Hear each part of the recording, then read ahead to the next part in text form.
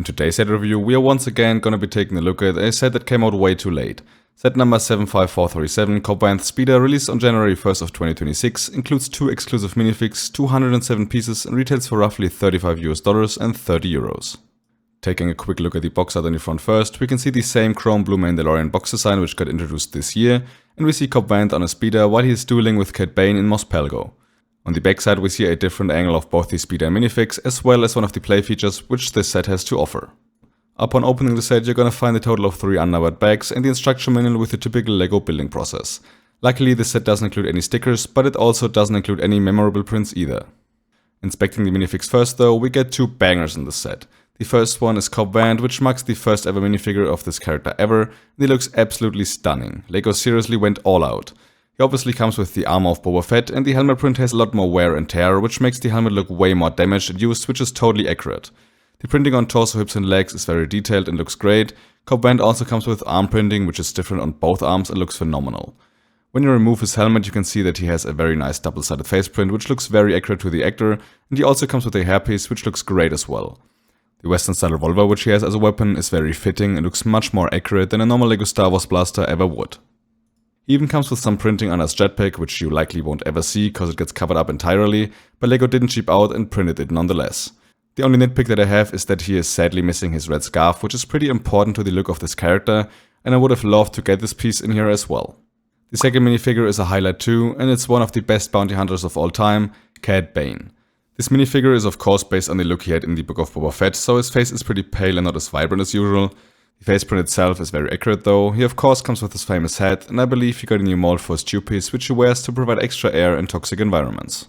The printing on torso and legs looks good, and the details of his ammo belt and the coat look great. Just like Cobb Vanth, he has arm printing as well, and it once again looks absolutely stunning and makes this minifig in my opinion the best Cad Bane that we've ever gotten from LEGO. While it isn't his iconic Clone Wars look, he comes with the most accurate tube pieces and arm printing, which definitely makes this version stand out among the others. Now finally taking a look at the build of the set, Cobb Vanth's Speeder, I can only say that it actually does look pretty great.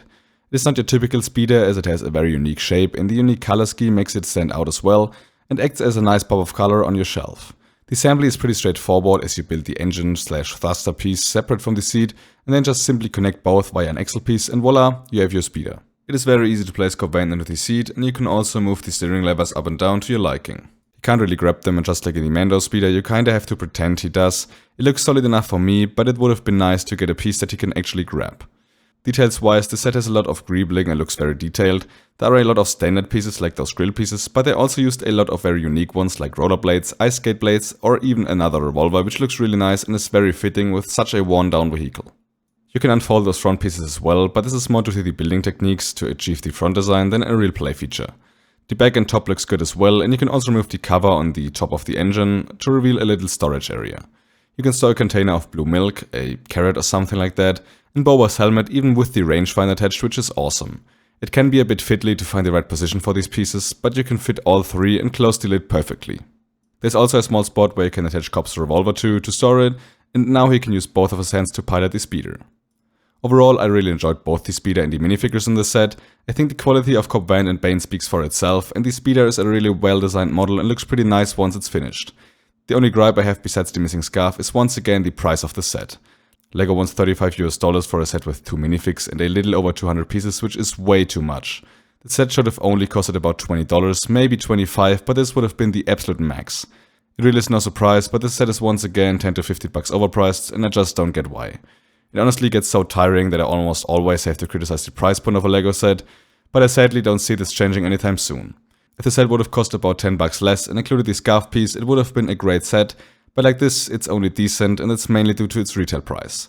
I also didn't really bring up the point that the set is based on Season 1 of the Book of Boba Fett, which released in late of 2021, so it's once again 4 years too late, but hey, we finally got Cobb Vanth, so at least something went right here. But now feel free to let me know what y'all think about the set in the comments down below. Will you pick it up for the minifigures, or do you consider it too overpriced? If you enjoyed this review, I would highly appreciate a like to support the channel. If you're new, please consider subscribing, and if you want to see some of my other videos, you can see me on screen right now.